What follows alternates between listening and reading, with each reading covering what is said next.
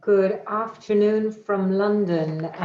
You are very welcome to the Chatham House, the Royal Institute for International Affairs. My name is Renata Dwan. I'm Deputy Director here at the Institute, and welcome to our panel discussion, Geopolitical Shifts and Evolving Social Challenges, What Role for Human Rights? We're delighted to welcome you here today for a discussion that really marks the start of a new area of research for Chatham House over the next 2 years, which is to explore the evolving pathways and the changes and challenges that are currently underway in the human rights system. Now, for a system based on universality, we're seeing a number of challenges that are forcing us to navigate and confront the future of the human rights regimes and indeed the Universal Declaration of Human Rights. On the one hand, we're seeing significant geopolitical shifts and tensions and contests between states that are challenging ownership, control, and navigation of human rights regimes and laws and systems. We're also seeing, second, the evolving role of non-state actors, significant changes in new actors, non-state actors, transnational social movements, the rise of the private sector, rise of different forms of private sector actors, and rise of different forms of political actors that are engaging in and shaping the human rights regimes that around the world, and in very different and often challenging ways. The third is we're seeing new challenges. We're seeing the role of artificial intelligence really raising the question of what is it to be human? What are the essential qualities of humanness that are the fundamental basis for the human rights regime and for its universality? We're seeing issues around climate raise questions about what are individual and human relationships in relation to the planet. We're seeing issues around inequalities that have been hugely exacerbated in the context of the global pandemic, and really raising questions about future of our organization as communities, as societies, and our protection going forward. And these are only some of the challenges I'm putting out today, but really at the heart of it are some significant questions for how we strengthen, adapt, and maintain and reinforce the human rights regimes and systems that have been the fundamental foundation of our multilateral world over the last 7 decades. Here to join us today for this discussion is a fabulous panel, and that is far much more expert than anything I would bring you today. So let me introduce them and move on to a little bit of housekeeping in our discussion today. We're joined first, I'll take it alphabetically, by Ghida Anani, who is founder and director of ABAD, the Resource Center for Gender Equality, which is a leading civil society organization in the Middle East and North Africa region, advocating for gender equality, women's rights, and the political participation of women. Welcome, Ghida, today. Just above her on my screen, we're joined by Agnès Callamard, Secretary General of Amnesty International, which of course is UK based but global in engagement and interaction. Before arriving, starting her position in Amnesty, Agnès was a United Nations Special Rapporteur on extrajudicial summary or arbitrary killings, and comes to that from a significant body of work. We're also joined by Michael O'Flaherty, who is Director of the European Union Agency for Fundamental Rights and a former Professor of Human Rights at the University of Nottingham, as well as the National University of Ireland in Galway. And then finally, but by certainly no means least, Cesar Rodriguez Garavito is joining us today from New York, where he is Director of the Center for Human Rights and Global Justice at the New York University School of Law. He's also editor-in-chief of Open Global Rights. So one warm welcome to our distinguished panel today to help us think through some of these initiatives, some of these frameworks, and some of these challenges for the future and the pathways of human rights going forward. Just some quick housekeeping details. This meeting is on the record today. It is being recorded and it will be posted on the Chatham House website. So do please bear that in mind in your engagement. And we very much welcome your participation in the questions and answers. Feel free to put at any stage in the conversation your questions in the Q&A box, which you can access at the bottom of your screen, and we'll read out your questions and look forward to your engagement over the course of our discussion today. So I'm going to move along straight away so that we can make the most of our time here today and how we might engage effectively. And I'm going to ask you, Cesar, to kick us off, perhaps, if we may.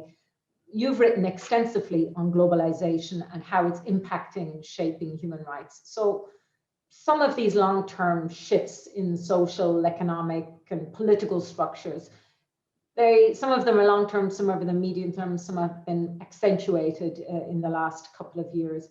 Do they represent an existential challenge for human rights, and how might we respond to them? Thank you, Renata, and thank you to Chatham House for the invitation to this very timely conversation. I'm delighted to hear that this is the beginning of a longer-term engagement on the part of Chatham House with the human rights movement and with human rights scholarship. It couldn't be more timely because to answer your question very directly and briefly, yes, I do believe that we are facing existential challenges to human rights law, to human rights strategies and tactics. And in fact, there are a number of scholars who have concluded that these are the end times of human rights, and that human rights are in a time of crisis. What I've written in my blog, which is called The Future of Human Rights in Open World Rights and in other places, is that they're wrong. This is not a terminal crisis, but this is indeed a moment of transition and transformation.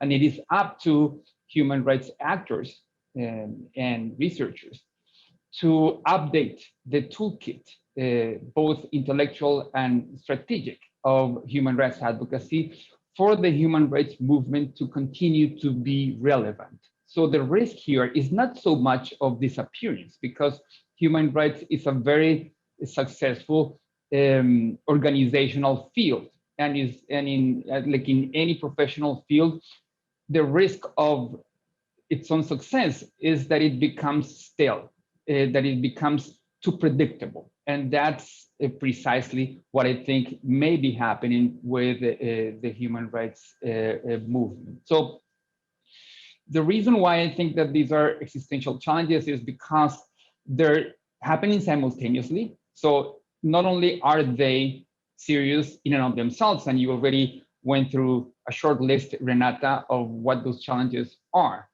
but they're happening simultaneously. So I've done a number of, I combined research and advocacy, and in working with colleagues in the human rights movement, and also doing interviews with human rights actors, what's striking and disconcerting about this moment is that everything is happening simultaneously. And this is even before the pandemic. Of course, the pandemic is a compounding factor, but geopolitical, political, ecological, technological, socioeconomic challenges were already there, and they're the product of long-term shifts. So again, to address your question, Renata, it would be a fundamental mistake to conclude that these are temporary glitches. For example, and I'll go quickly through the list that you made, Renata, and say a little bit more about what each of those challenges. For example, first challenge, political challenge, polarization, political polarization,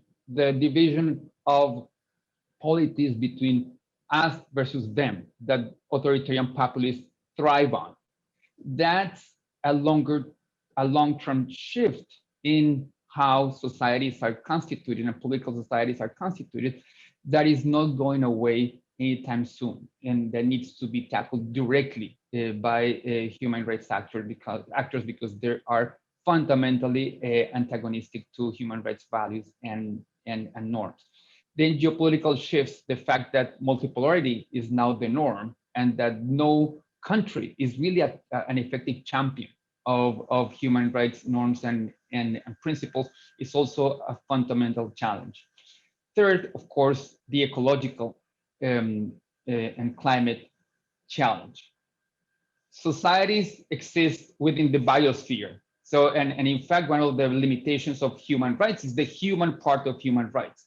It's been too concentrated on human societies, and it hasn't taken into account, just like modern science and modern knowledge, the fact that unless the conditions for life are sustained on the planet, human rights are meaningless. So the connection between climate and human rights that we've seen, for example, in a very hopeful trend towards human rights-based climate litigation is something that needs to be continued.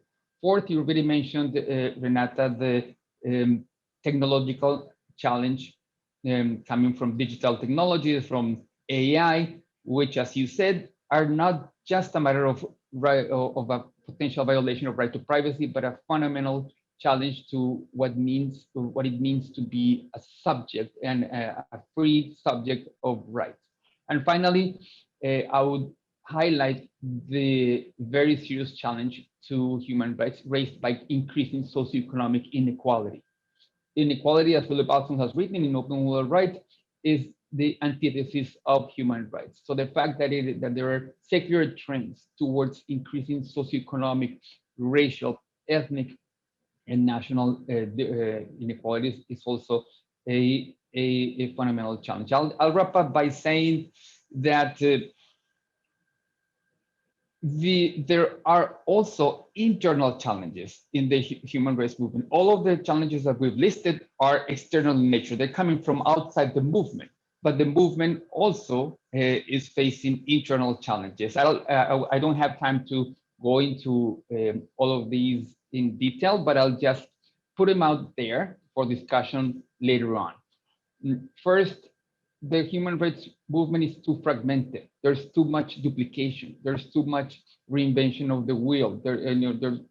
10 reports will be written on a single issue, so there's much less collaboration than in other professional fields.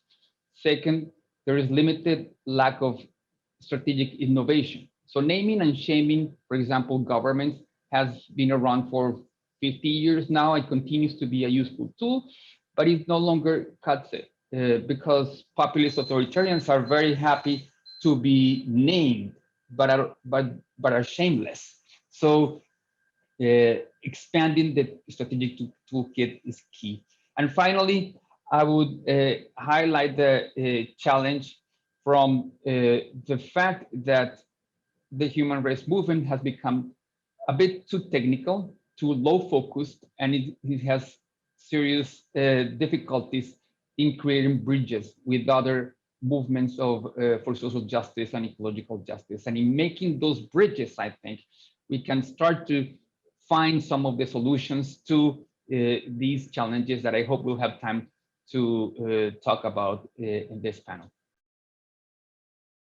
That set us up, Cesar, beautifully but challengingly, with such a range of challenges facing the system, 5 external and then these internal challenges in the nature of itself. Could I maybe ask you on one question, just follow up on one thing? You talked about multipolarity, and you said that as a result, no country is an effective champion of human rights. Did you mean by that countries are failing on their human rights commitments as states, as upholders, as the fundamental pillars of the human rights system? Or are you meaning that the multipolarity means that there's contested visions of human rights? I just wanted to ask you to unpack that a little bit. Sure. I think there's a bit of both, in that 10 years ago, the conversation was about the rise of BRICS, right? Brazil, Russia, India, China, South Africa as major contenders for global hegemony. Now, all that is left from the BRICS is the sea of China. So really, when we're talking about challenges to fundamental challenges in terms of geopolitical hegemony, we're talking about the rise of China and the fact that, of course, China internally and externally is not going to be a champion of human rights. And in fact, its increasing influence in the global South creates serious problems for any hope of working with some of these governments to to endorse, for example, new human rights treaties in Geneva or New York or elsewhere. So there's the fact that we have a major power that is fundamentally opposed to human rights norms and values, at least at the moment. And then the second point is the lack of will. So even if they had the capacity of that they used to have back in the 1990s,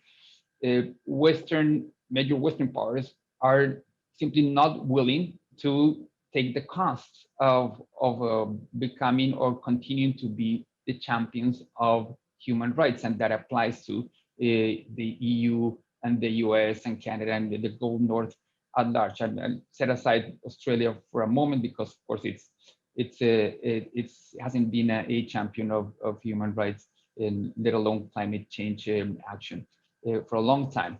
So it's a bit of both. It's the fact that the capacity of the former champions of human rights is not as big anymore, but it's also that they seem to be unwilling to take on the challenge of pushing forward new norms or to make their very costly decisions of putting pressure on key actors from India to Turkey to comply with human rights. Thanks so much, Cesar. And that sets us up, I think, very well to move on to you, Agnès Calamar. Cesar talks about this challenge, and it's essentially a challenge of leadership. So I'd love to hear from you, Agnès. Where is global leadership on human rights going to come in the coming decades if it's contested to the extent that Cesar has presented? Well, thank you very much for the invitation and for bringing me in that conversation. The question is a difficult one, I will argue, but let me give it a try. First, at least as far as Amnesty International is concerned, as far as I am concerned, our analysis of the environment within which we evolve is very much along the lines of what Cesar has just described. It is our point of departure for our strategic planning. It is our point of departure for making sense of the world we live in, which is a context of great upheavals, unprecedented number of challenges occurring at the same time, and unprecedented, I will say, uncertainty. None of those challenges are fixed at the moment. They are in process. And that is happening all together, whether it's climate, whether it's technology, whether it's rethinking, refoundation of the international geostrategic system, to which I will add other pressure, historical pressure, meaning they began before our era, they will go on after our era, such as demographic pressure, a very old, rich world and a very young and less rich, and in fact very poor world, a difference between an average age of 15 within the poorest countries of the world versus 50 in some of the richest. So that too is an element of uncertainty. It's an element of richness, but it's also a challenge in terms of how we make sense of it from a human rights standpoint. So that's a point of departure. For me, as a Secretary General of Amnesty, what does it mean for an organization like Amnesty? A, it needs to be bold. B, it needs to be future-oriented. 3, it needs to go on the offensive. And 4, it needs to demand a reset and a reboot. What do I mean? Bold, we cannot just live on our past achievement as an organization. We need to be ambitious. We need to push the boundaries, whether they are legal, policy, and so on. The level of uncertainty means, in my view, that the framework to make sense of the world is not adapted, and we need to be fully aware of the mismatch between the world and our framework. And as human rights organization or human rights thinkers, we need to try to transform the framework so that it is better adapted to the world of the 21st century. At the moment, it is not. It doesn't make sense in terms of non-state actors. It doesn't accommodate non-state actors within the international legal plane.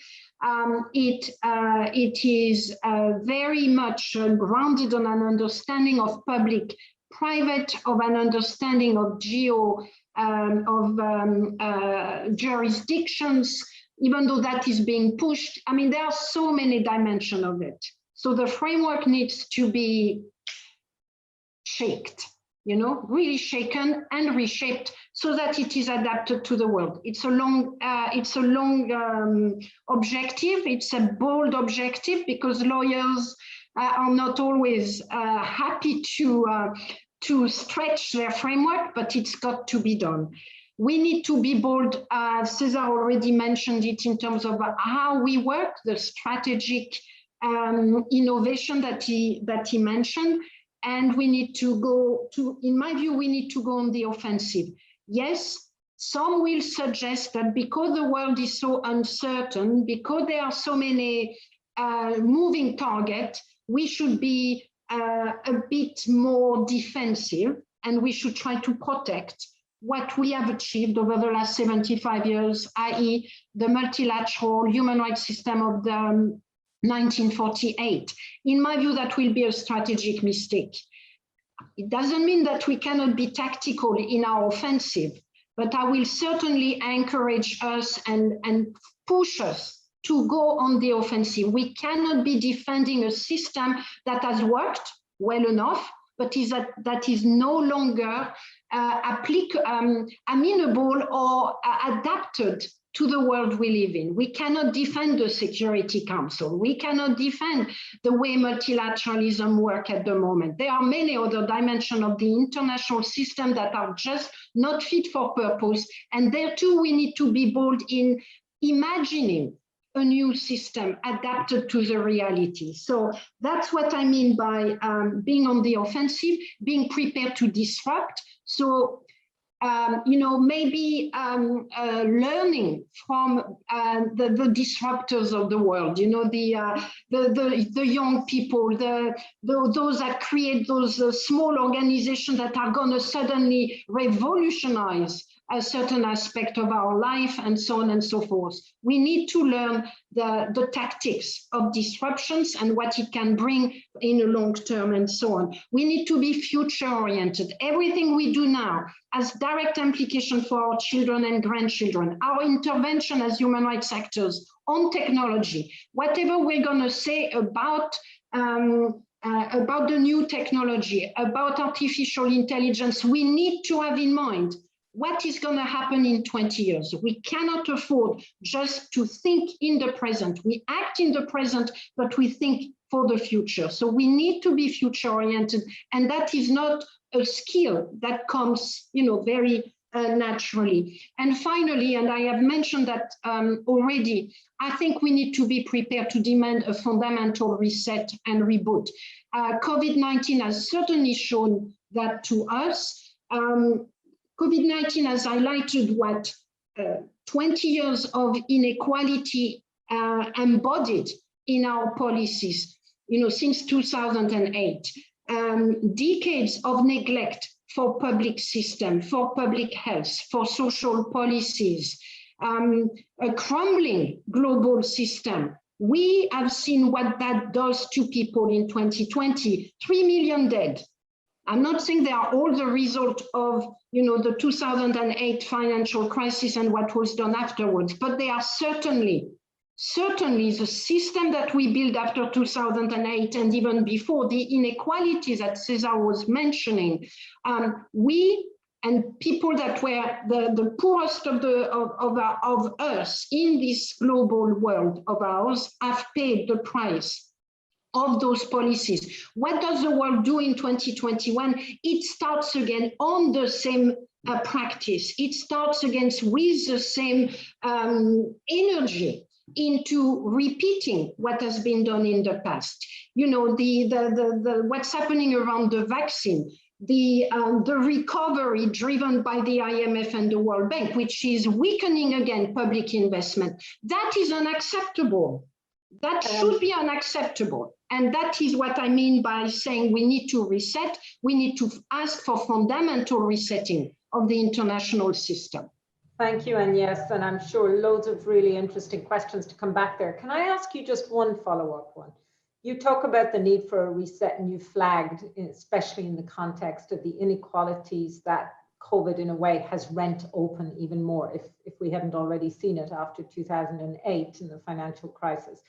But to what extent, if I take Cesar's point and when you make about the simultaneous nature of all these crises, are you proposing that we need to review the prioritization of human rights? That in some cases, I'm not saying all, but in some cases has been understood to put a primacy on political and social rights over economic, or political and civil rights over economic and social rights. Do you think that's one of the challenges that needs to be examined in the wake of COVID? You know, I don't think that there is a fundamental need for that, because never ever before, in my view, has the importance of indivisibility been clearer than what it is at the moment. You know, 2020 COVID, a range of violations of fundamental rights related to right to life, related to right to non-discrimination, right to health, but also political and civil rights, because you know, people who were protesting what governments were doing, they were arrested, they were imprisoned, they were censored. Every aspect of the world we need to fight for, in terms of equality, in terms of climate justice, in terms of migration, treatment of the young people from the global south, and so on and so forth. You know, all of that requires strong civil society, strong civic engagement. It is no accident that those governments, including in the Western world, that you know, want to put an end to migration, are also criminalizing act of solidarity. You know, it is so embodied. So I think a message of indivisibility to me is central. And in that context, I think there can be a natural division of labor between different organizations. At Amnesty International, we have made the commitment to work on climate justice. We're gonna, you know, develop strategies and ways to doing that. We're starting to work on it.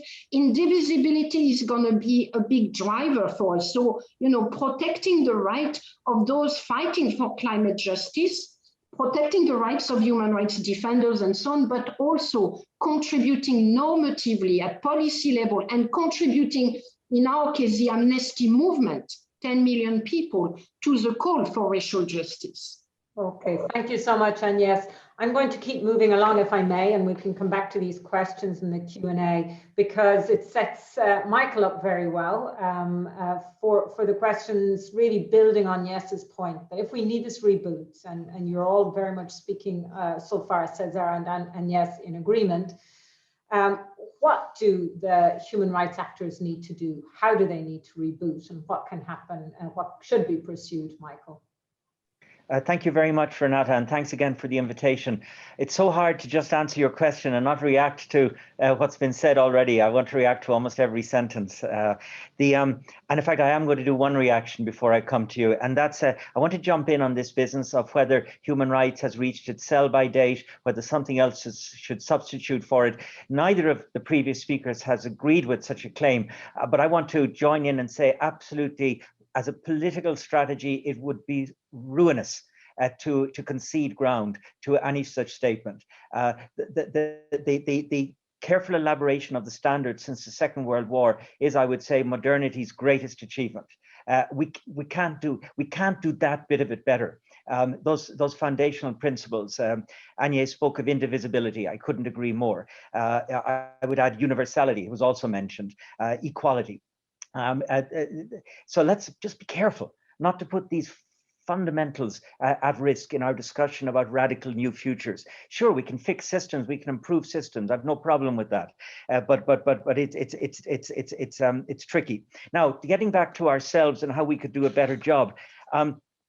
Look, UN Secretary General in his recent report on human rights said that the levers of power are controlled by many hands, something like that. It's a paraphrase, and he's right. And so we need strong political leadership. We need all manner of other actors, but within those actors pushing for human rights change, the human rights community itself has to do a much better job. And let me suggest 3 areas where we can up our game right now. The first is that we need to learn how to evidence our claims, not just call for something to be done because it's in a law or because it's in a treaty or a commitment. It's not good enough. It's not going to work anymore. To the extent that it's relevant, we've got to make the business case, demonstrate why society will be stronger and better if the human rights approach is followed. And then once we've put the business case together, we have to express it in language that's comprehensible outside the human rights world.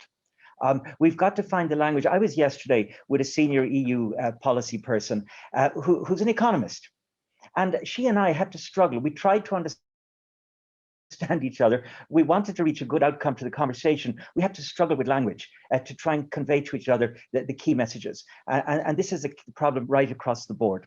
Second, and it's closely related to the first, we've got to build new and different partnerships to bring about human rights related change. And this applies on many levels. In the first place, we've got to embed human rights in the great social movements. Climate change has been mentioned already more than once. But we need to embed an understanding and an appreciation of what the human rights approach brings, including indivisibility indeed, into those movements, not seeking to engage them from outside, but working also from within. Secondly, and this links very closely, for instance, to issues of big tech, AI, digital services, we've got to transform the relationship with the business world. We don't always share the same the same understanding. We certainly don't always share the same goals, but the models are too adversarial, and we need to find new partner-based models where we can still profoundly disagree, but there's a greater mutual respect. And third, and the last point on partnerships, is that there are partnerships which historically have been very important for the human rights movement, and they've been neglected. They need to be rediscovered. The partnership with the faith communities, recognizing differences, but nevertheless recognizing the enormous area of common concern. That needs to be refound in many cases, and refinding the partnership with the world of culture. Again, it's not so neglected, but it could get an investment. And then the third and the final introductory remark I'd make about how we need to do a better job is we have to go local. And I mean 2 different contexts of local with that point. The first is that we have to invest more in the national architecture for the protection of human rights. It can't always be about Strasbourg, Geneva, New York, or wherever else. It's got to be about protecting local civil society, standing up for it, recognizing the value and the potential value of the National Human Rights Institution, investing in civil society and a free media. But it's also the last local dimension is literally the village. Eleanor Roosevelt famously said that if we don't see human rights on the streets of our villages or whatever, it's not going to work. And she was dead right. But we've kind of forgotten that. And we have to get onto those local streets and work out with local people what is the rights-based solution for whatever situation that they're facing. So I'll leave it there for now. I just want to agree with strongly what Cesar said earlier about the need to innovate. In my own agency, we're looking right now at developing an innovation hub to capture at least some of the European energy that's seeking new creative ways to solve these intractable problems. But I'm really grateful that Cesar flagged it so early in the conversation. Thanks.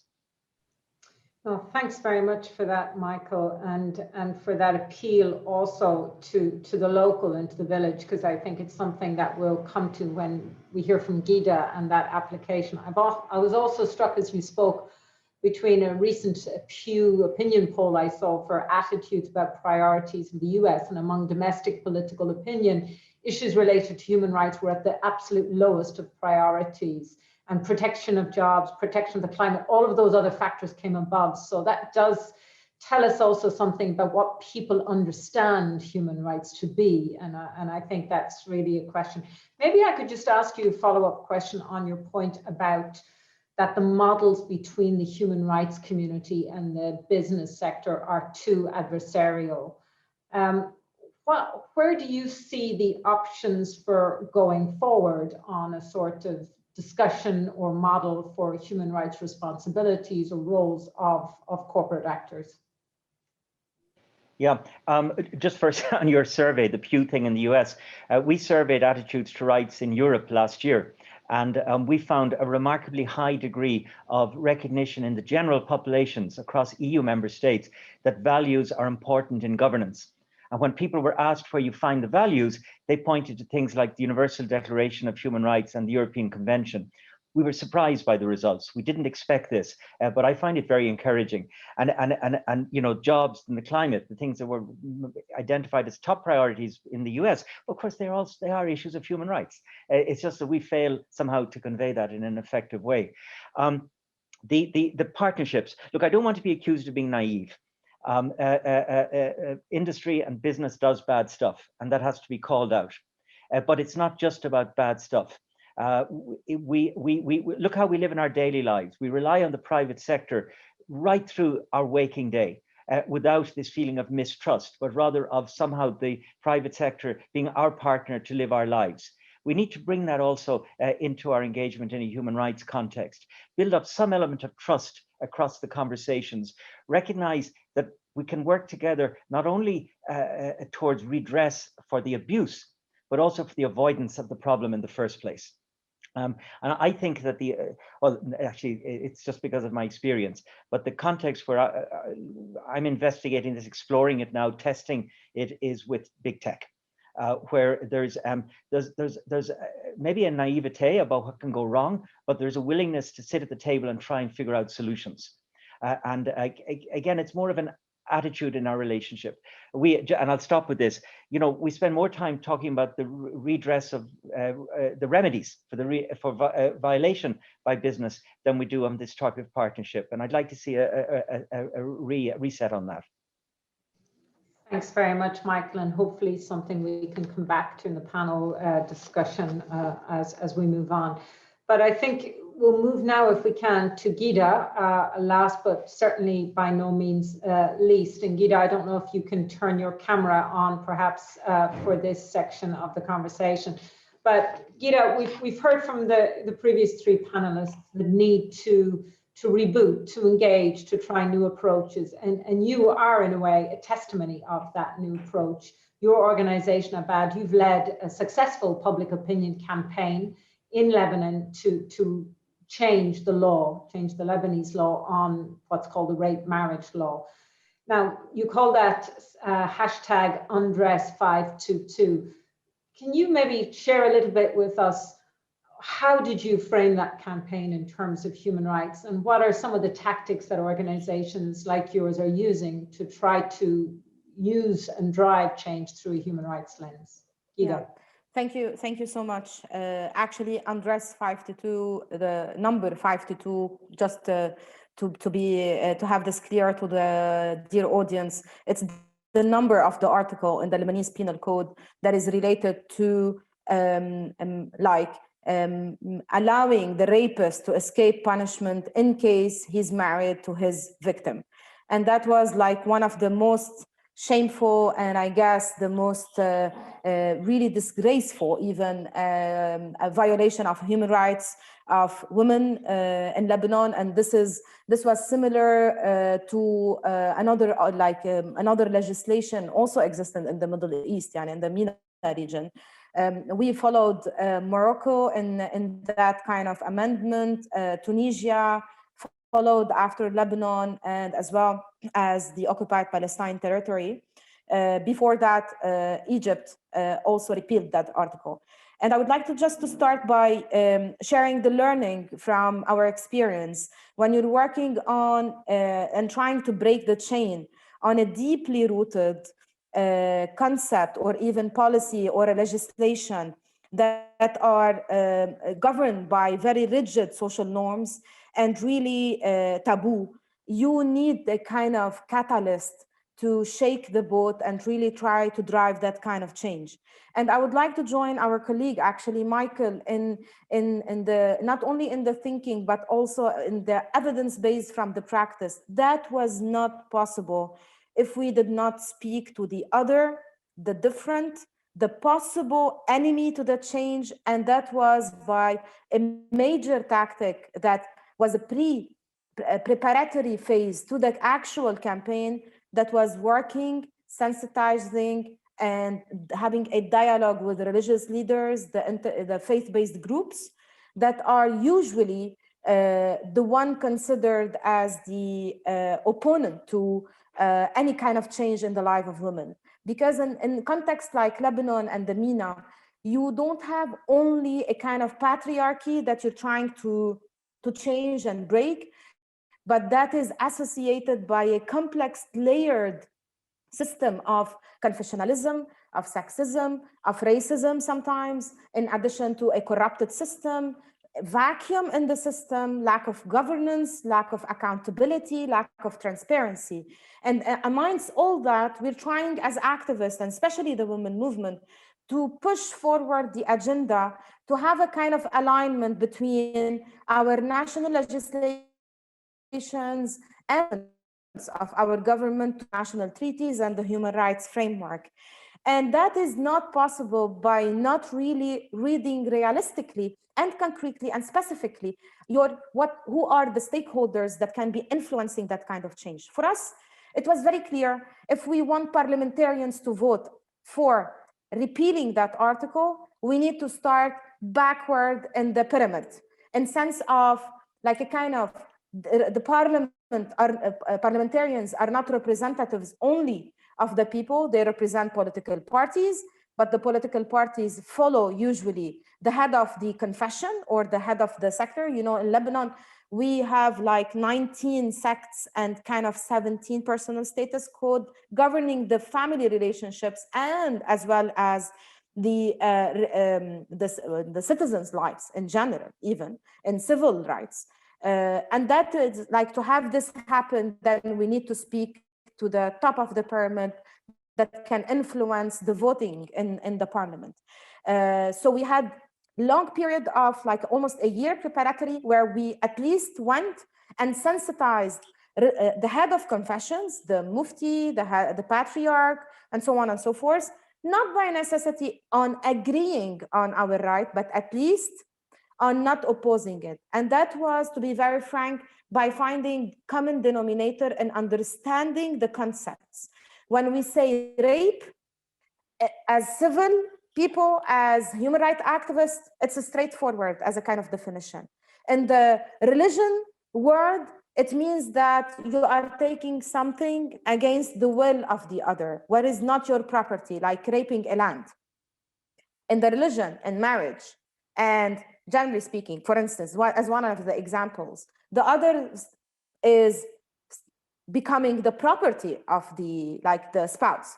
So you cannot talk about marital rape because for them it's a property, it's a right. So when we reversed the definition in sense of saying, are you then with having forced sexual intercourse within the frame of the marriage that can cause harm? So you say this is okay. Then they said, of course not. This is not okay. Then we said, this is the definition of rape by the end of the day. If you're against the term, but you're not against the core of it. So trying in a nutshell to find a common ground and a common denominator of trying to bridge the divide between the human rights activism world and the other, the different. But we consider as activists always as if like we want to speak and convert and speak to converted people already. And this is easier. But for Abad, for us, we try to go in the other way around and try to have more alliances or at least neutralize opposition. And to do that, answering your question, important was the power of number and the power of evidence to make it like something. It's not about talking about a fight between men's world and women's world. It's like really just bring a figure on the cost of that kind of violation, make it a concern to all. That was very important, and making it in a framework, not saying like it's a violation of right per se, but just make this as a public cause affecting the health, affecting economy, affecting the next generation, affecting the education, and putting that, not saying, you know, it's feminist movement right or a demand. And to do that, we also had to bridge the divide between activism and academia, and having like kind of evidence-based polls, opinion polls from the general audience, and not make it in silos, like a kind of. But the most effective thing was using one powerful, very important tool that was the biggest learning for us, was actually the power of the people concerned in the campaign, which was having the women, the raped women, the survivors of sexual assault, being the one leading the campaigning and leading the advocacy work and in the forefront of the demand. Throughout the work, we had the campaign for 5 months, though it was a demand for years, but we succeeded after the campaign in 2 months to have actually the parliament vote. And that wasn't a coincidence. People would say, that is amazing, like really, you did it in no time. We said, no. You know, it took us 1 year before that in empowering the right holders themselves to be the one, having the women in the protest, having them doing the activation and the sit-in front of the parliament. Let the people affected by the violation speak on their behalf, and not us, like really as an activist, go and say what they need and what they want.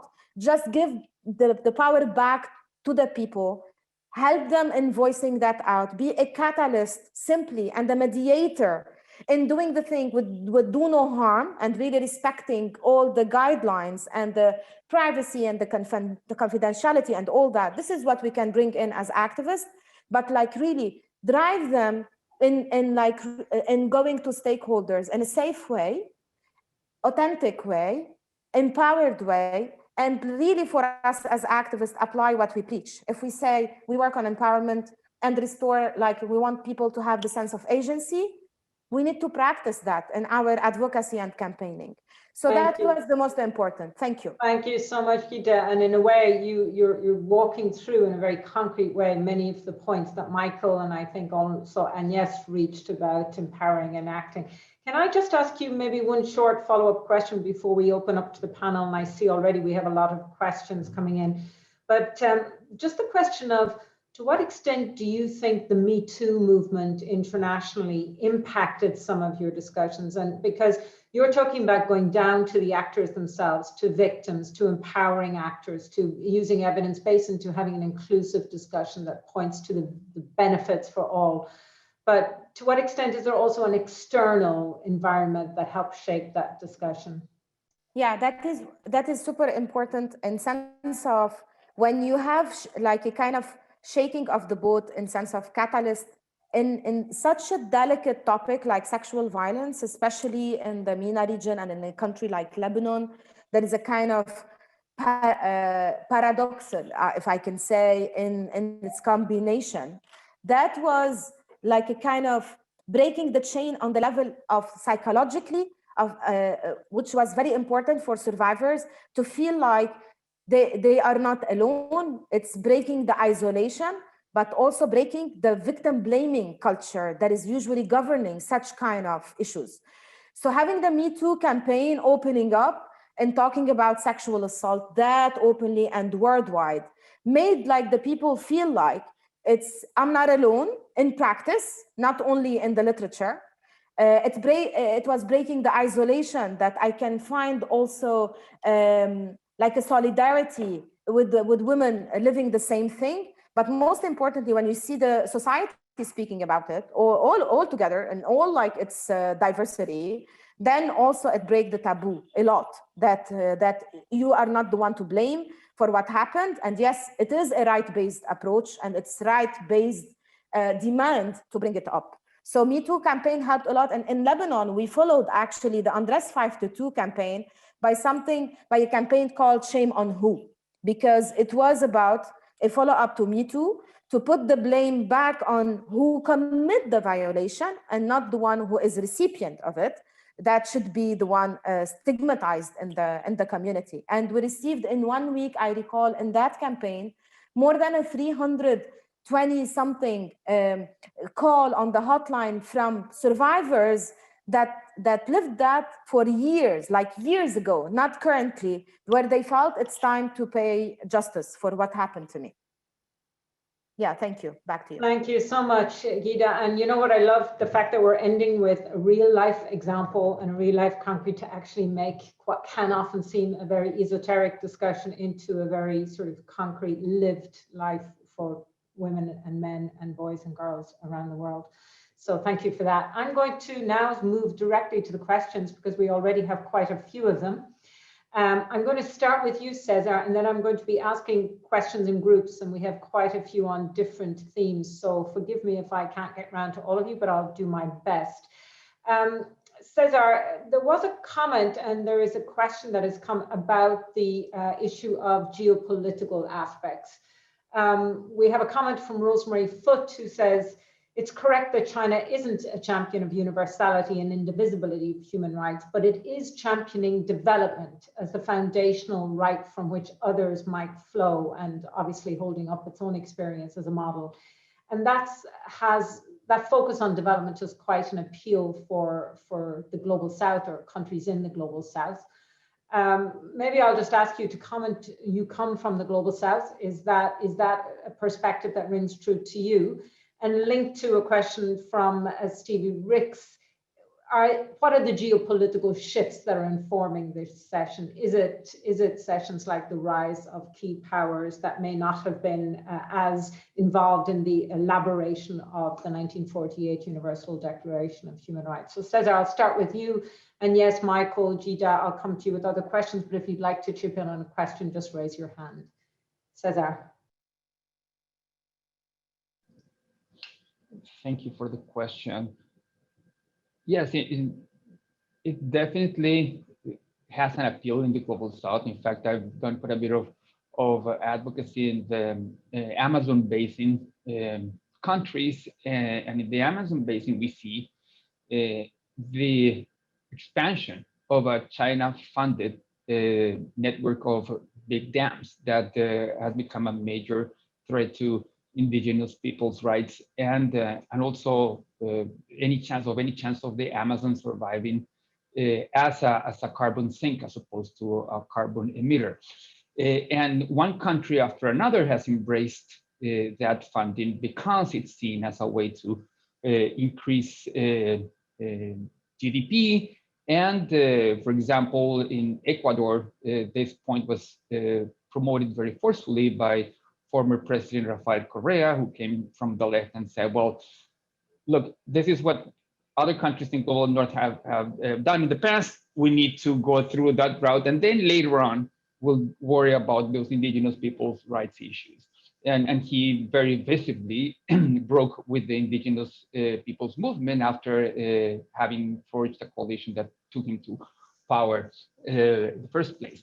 So this is very much present in policy and political debates in the global south and elsewhere. But a lot has happened since the argument for the right to development was first made very forcefully by global south countries in the 1970s. I mean, this opposition between development and human rights is really a 1960s, 1970s opposition. The definition of development has gone through major discussion. Even mainstream economists these days would not embrace the idea that GDP growth is the equivalent of development.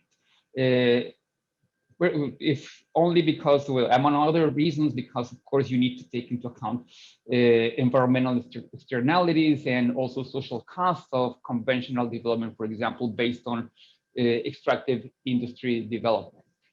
But more importantly, because we now have considerable evidence that economic policies that give a fundamental role to civil society, meaning right to participate, right to freedom of expression, right to participate in means of controlling corruption, meaning very classical, very conventional, first generation, to use those terms, human rights are fundamental for sustainable and equitable development.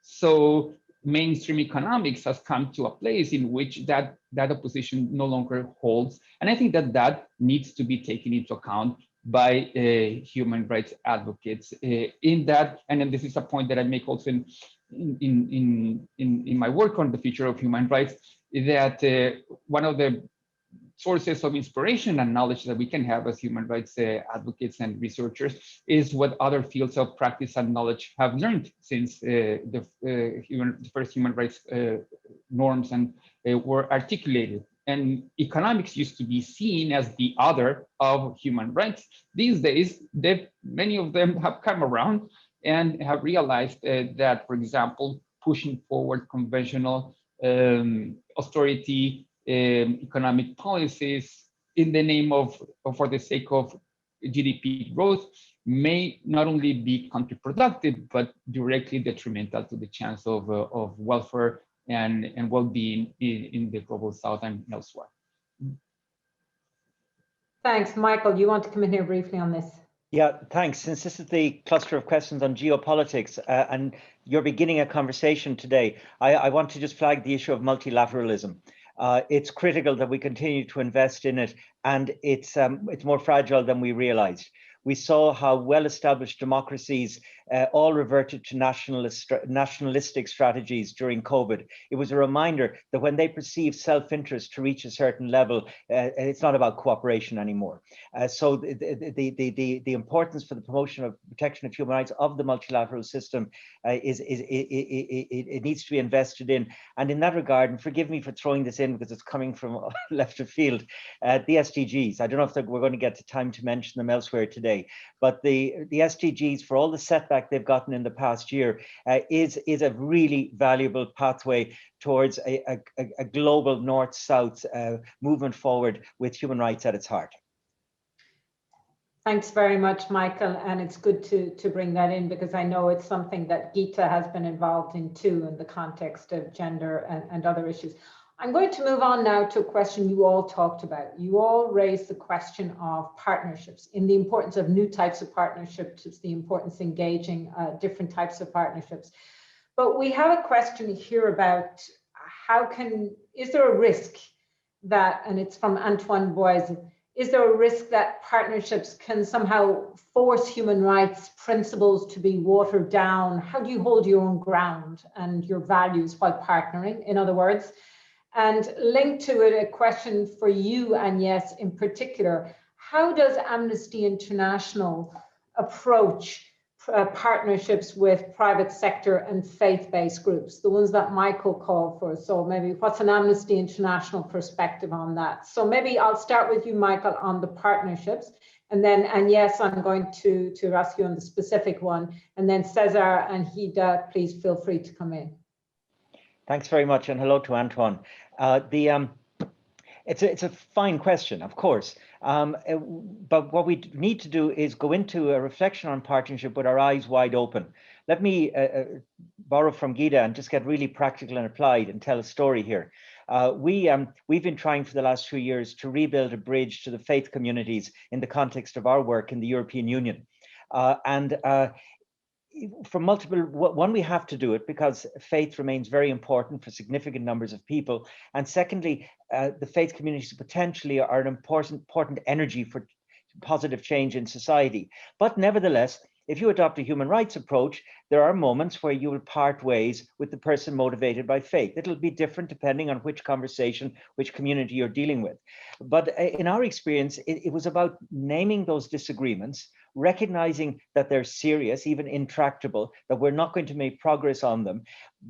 And then having acknowledged that, identify areas where actually we're in complete agreement. And it's about coming at a shared appreciation of a problem from different directions. But it's a risk worth taking. It's a risk we have to take. Just do it with eyes wide open on the basis of clearly formulated understandings of exactly what we're doing, how we're doing it, and what the red lines are. Thanks, Michael. And yes, your view or Amnesty International's views. Yeah, no, I completely agree. I mean, I think the relationship with any groups, including faith-based groups, must be based on what we have in common, what we are prepared to fight together, and an acknowledgement of what is not held in common. The flexibility of the partnership, I think, is an important dimension of the world we live in. We are not creating a marriage here. We're just determining on which issue we can build a strategic partnership which would strengthen the partners and will deliver a stronger outcome.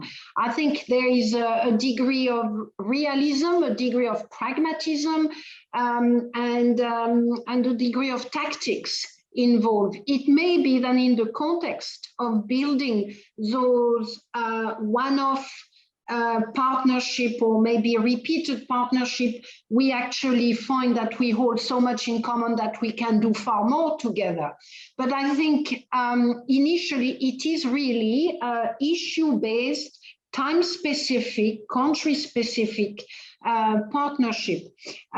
Amnesty International has prioritized partnership for its next 4 to 5 years. Strategic plan. It is seen as a fundamental objective of the organization. It meant reaching out and working with people involved in climate change, whether they are victims of climate change, whether they are organizations, whether they are young people working on climate justice. That's a very important element of our commitment to partnership, and so is our commitment to work on racial justice with a range of groups, either that are victims, survivors, ethnic specific groups, religious specific groups. We need to build those relationship understanding that we will have disagreement, as Michael has pointed out, but there will be moments where working together will strengthen the outcome, and that should be good enough to drive us. Now, there may be, we may need to mitigate the implication of that, because some actors, not always well animated, will say, pointing to one or the other, oh, look, they build a partnership with those guys and those guys stand for that and that. Yes, that's issue that we need to tackle. We need to be aware of it. We need to have mitigation for it. But I think ultimately, the benefits of building those partnerships for the, for a human rights specific objective will outweigh the risk. Thanks very much, Agnes. If you don't mind, Cesar and Keith, I'm going to keep moving on, and I might ask you some questions because we've got a couple of intriguing questions challenging universality. From Rafael Drosevsky, there's a question: how can we respond concretely beyond the usual narratives to those who contest universality is at the heart of human rights? Is it possible to reframe universalism as a progressive ideal in the field of HR, or do we need to review it? And linked to that, I think there was a similar question from perhaps another angle about equality. The person Nayanka Singhal has asked the question, or Maja Daruwala, is it equality is not a self-evident truth. It's a political construct where there are a huge amount of folks that feel it's illegitimate and disruptive of their societies. How do you tackle that? So Cesar, some small questions for you on a Tuesday morning. Yeah, very tiny questions. So this is a fundamental question and challenge, of course. Now, I do believe that the affirmation of the dignity of all human beings is a core contribution of human rights to politics and to thought, and that it's immensely progressive when you compare it to reality. right? So the aspiration of treating every person as if this person in reality had, the same conditions as everyone else. Of course, reality contradicts that. In reality, we're very unequal and increasingly unequal, which is a tragic development or a sad development. It doesn't need to be tragic. So upholding the belief, the normative belief that despite racial, national, gender, religious, and other types of difference, everyone is entitled to the same level of protection is a revolutionary belief, especially as we are torn apart by social media, by populist authoritarianism, and the like. What that means, but that, of course, doesn't mean that universal human rights norms and values cannot be translated into local practices and cannot be adapted to local circumstances. This is what Sally Mary, a well-known legal anthropologist, called the vernacularization of human rights. So the same idea, for example, the idea of freedom of speech, right? And courts have interpreted these norms as having a core protection. So you cannot simply shut down the internet without violating the freedom of speech. But then after that, or after, beyond those levels of obvious violations, there is a gray zone. So human rights are not an all or nothing proposition. There are even conflicts between human rights. For example, between the right of freedom of speech and the right of protection of a certain group that may be threatened by the expression of views about other people in a given society. So I think that one of the accomplishments and one of the main contributions of human rights law has been a very careful, and with this I'm with Michael, very careful calibration over the years and decades of those difficult balances that mean some sort of reconciliation between pragmatism and principalism. John Ruggie, the former UN expert on business and human rights, has defended a position called that he calls principled pragmatism, and I like to flip the order of those two terms and embrace pragmatic principlism, to say, well, we need to be principlist to the extent that we need to defend that the core components of human rights and the equal dignity of all, but then we need to adjust, just as Agnes and Michael and Gita said, to local circumstances and to the very realities of politics, which means compromises and coalitions. Thanks, Cesar. I'll bring you in very briefly, if I may, Michael, because I'm going to move on soon to another question, but briefly, and then I'm going to move on to Gita and Yes for other questions. I completely agree with Cesar. I have a question to all of us going forward. What does a local manifestation of universality look like? I also say it, but I'm challenged that I'm not sure exactly what it looks like, how you preserve the universal while having the local specification that somehow overcomes the resistance. But the main point I want to make on universality is we run into trouble when we overclaim for human rights. We have to be very careful that our claim is solidly based on the agreed standards.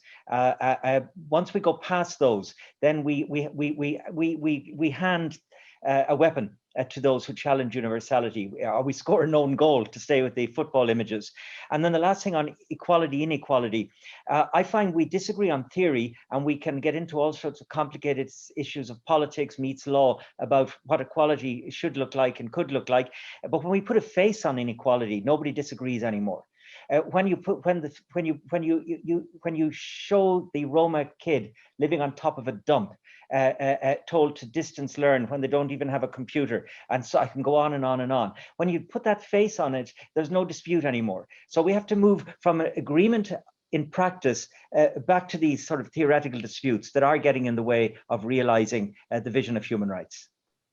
Thanks very much, Michael. And in a way, you've already partly answered a question that has come from Peter Splinter, but which I'm going to ask Agnes and Gita to comment on, which it's really that this question of aspirational human rights and how they're important for broader social movements. Gita, you've been leading one, and yes, you talked about the need to draw and learn and work with them. is there a danger that there'll be a lack of rigor in balancing the social movement aspect with the legal aspects that human rights sits fundamentally as a legal obligation versus a social movement that seeks an aspirational objective? Is there a risk that we will dilute human rights or undercut the human rights regimes by pursuing and engaging with social movements? And yes, first, and then Hida, if you'd like to make any comments to that. Yeah, I don't have this approach to human rights. I don't believe that.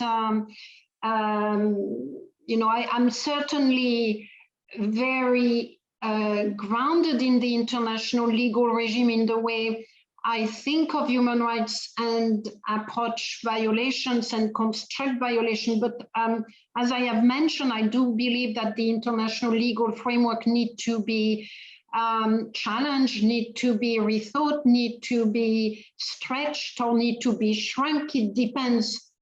The international context is challenging what the meaning of international. The international context is challenging what it is to be legal.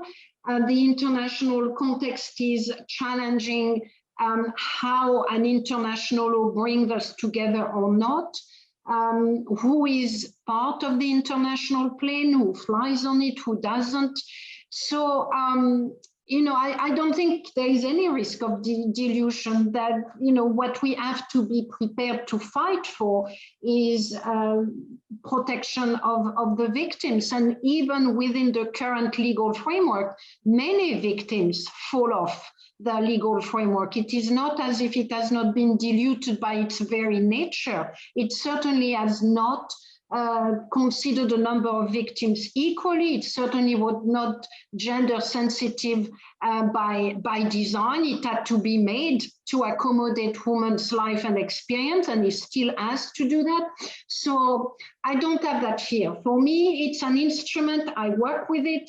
I don't take it as sacred. And I'm prepared to challenge it, I'm prepared to protect it, I'm prepared to stretch it depending on the context and depending on what I'm seeking to achieve. Thank you, and that's a great example, Ines, that human rights law didn't start off as perfect equality on gender. Hida, do you have a similar view or another perspective from your work?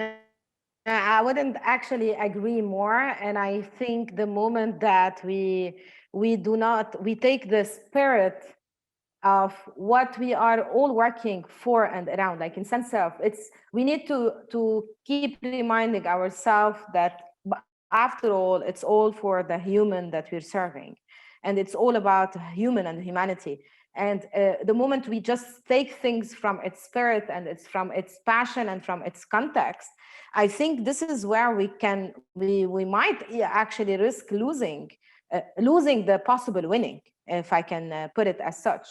And I always have had this thought as an activist. I don't know if human rights experts would agree with me, but I think that the moment in activism actually that we started to divide the rights.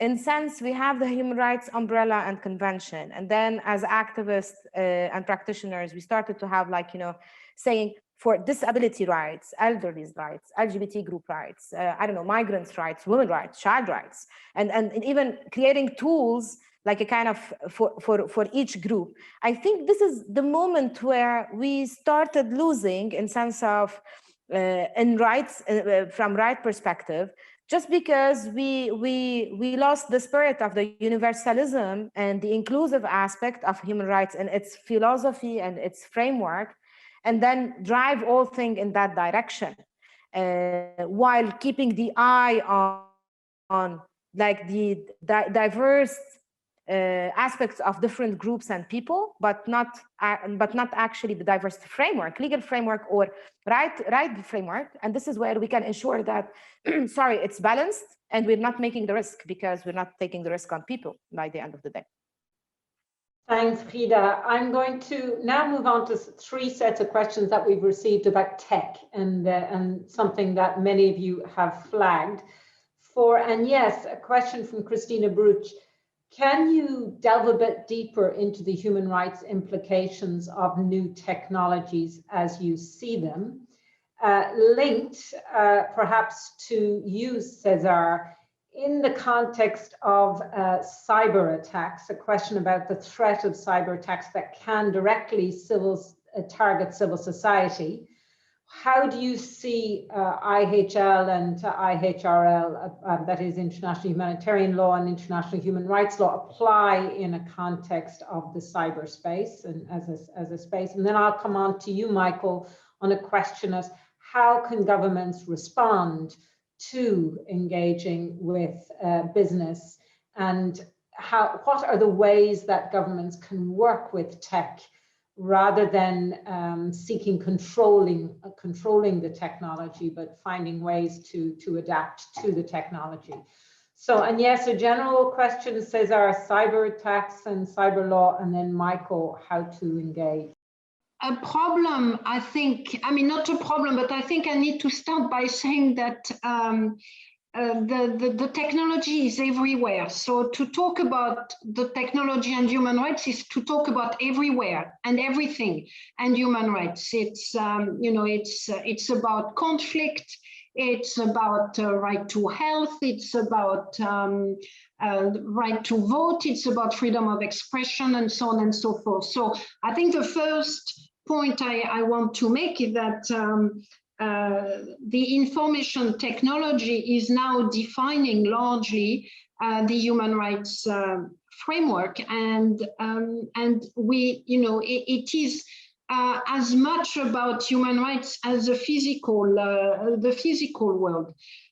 Now, you know, if I were to shrink it a little bit, I will say that that technology raises a question of control, it raises question of ownership, it raises question of regulation, it raises question of transborder and jurisdiction, and all of those issues, and probably far more, have very many human rights implications. So, you know, if I take the issue of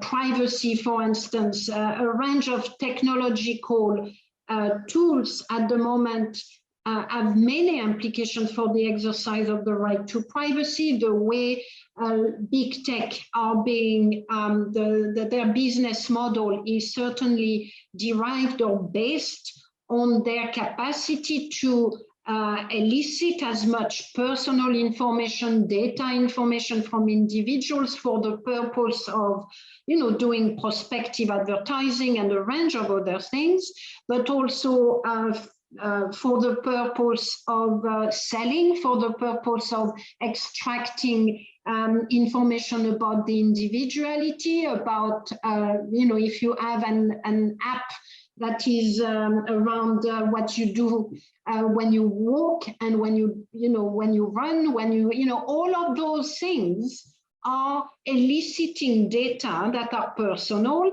You don't own those data because of the way the system is based at the moment.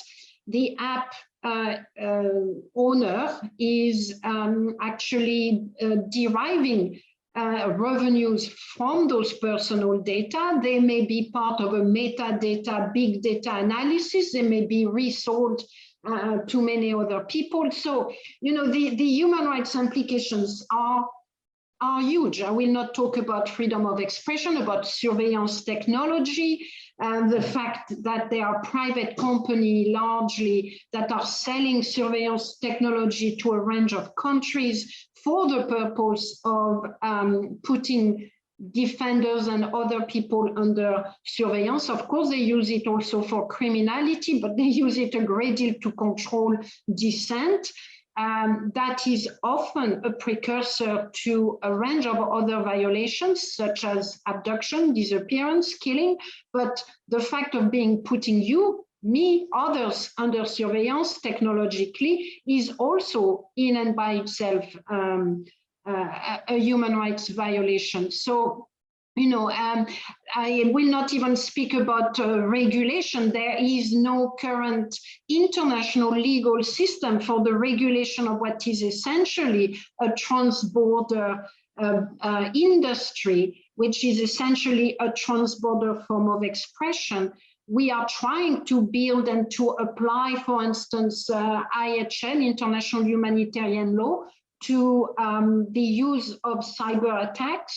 I hope that the legal framework will prove to be amenable enough and strong enough to sustain the novelty of this form of attacks. But you know, the gaps there are also extremely large. So I didn't put together a good framework, but I think I just wanted to highlight that almost everything everywhere has a digital implication and therefore raises human rights concerns. And mainstreaming our responses. Cesar, I'm going to bring you in, and then Michael, if I can. Mm-hmm.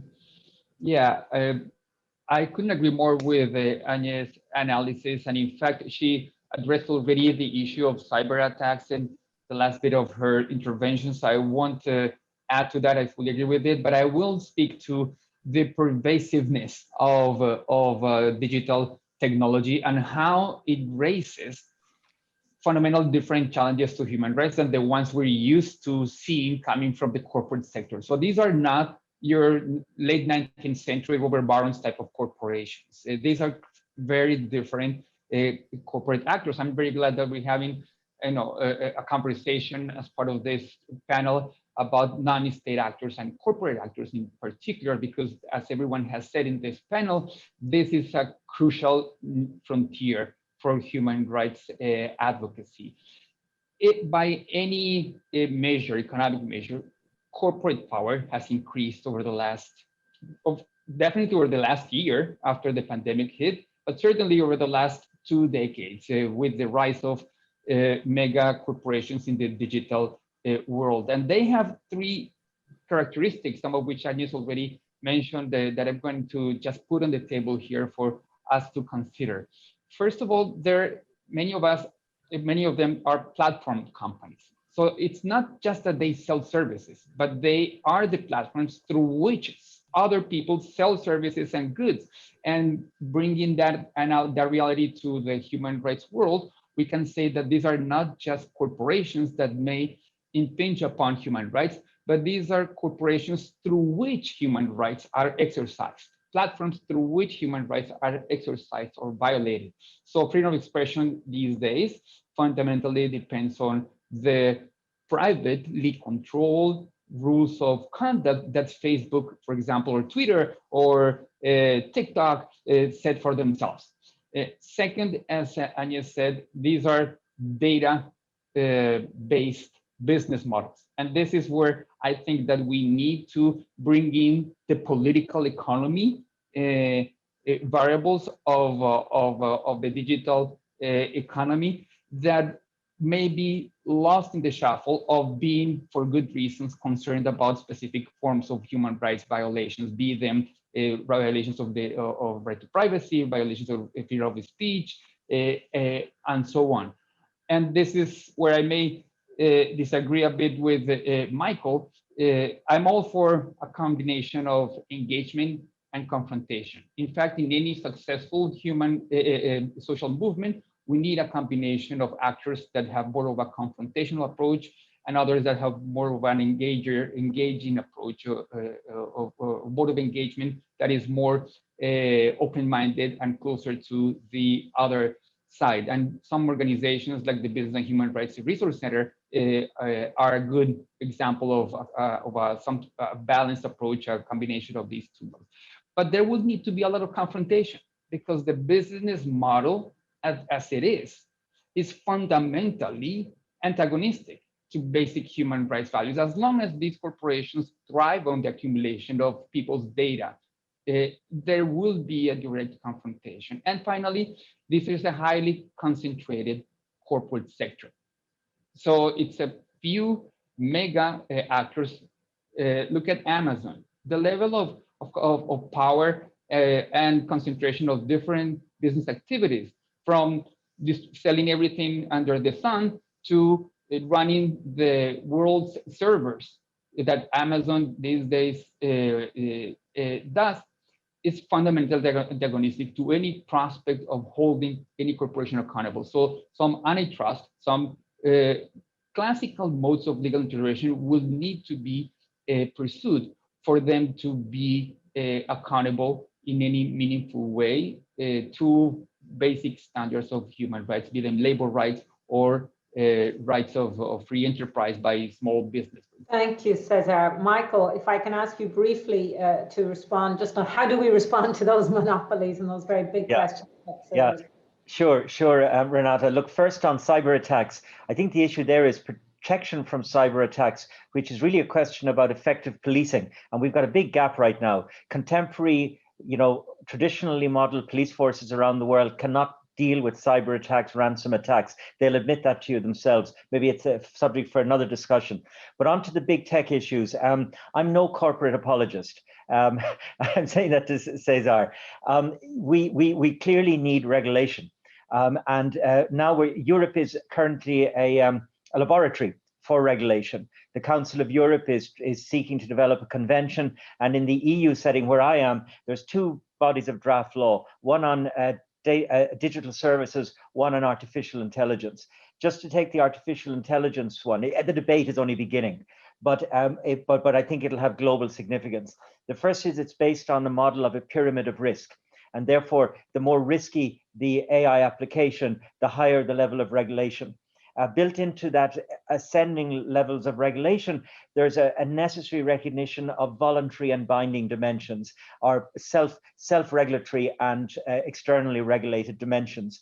This is simply because the amount of transactions in an AI setting are of such a quantity that there's no state on earth that could possibly somehow keep track of everything. But that balance has to be gotten right. Within that, there's a call for algorithm transparency. And if we achieve that, I think it'll be remarkable. Whether it's achievable or not, I don't know, but it is a current ambition of many. And finally, what everybody agrees on is that whatever regulatory frames we put in place for AI and indeed digital services have to be overseen by strong, they have to have strong oversight mechanisms. Properly resourced, properly equipped. That means for us interested in human rights, that the oversight cannot be focused on, let's say, privacy. It's got to engage with the whole range of the human rights threats and challenges that Anne's listed just a few minutes ago. Thank you so much, Michael. I feel terrible for many of you in the panel because there's so many questions that we didn't engage. We haven't engaged on the climate issues and the whole question of the climate and human rights. We haven't engaged on the specific questions that a number of you raised, especially around Iraq, Lebanon, Middle East, engaging, and how do human rights actors engage with authoritarian regimes, how to engage and on what agendas, what platforms.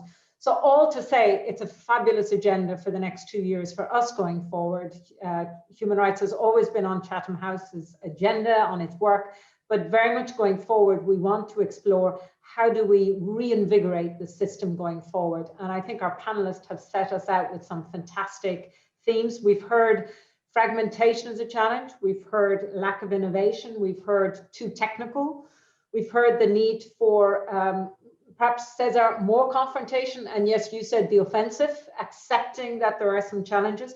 We heard from Gida and from Michael the idea of evidence, a much more evidence-based approach. We heard issues around accessibility. Both Gida and Michael also articulated that need for a more accessible language, accessible engagement. There was a lot of different sense for partnership. That partnership needs to be not feared for, embraced, but also with very clear lines and clear engagement. And I was also feel that a question that we left open or to be continued, let's say, in this discourse is the universal, the national, the local, and how those are transplanted, how we support the universality with the local applicability and the nuances and the cultural anthropology that drives that. So a huge agenda going forward. Over the next 2 years, this project, thanks to the support of the Swiss Federal Ministry of Foreign Affairs, will continue. So let me just to say to Michael, to Agnes, to Cesar, to Gida, and to all of you who participated today, we look forward to you continuing to engage with us. We will look forward to, I hope, inviting you in person here, and very much to be able to go in more depth into each of these questions in more specific conversations and engagement. So let me just thank our great panelists, and yes, Gita, Michael, and Cesar. Thank you, the audience, for joining us. And for all of those who are watching the Euro Cup, you can now return to the game between Germany and England, and with no more football metaphors. But thank you very much to everyone, and we look forward to your continued participation in this program. My thanks especially to my colleagues on the International Law Program. Goodbye and have a good day.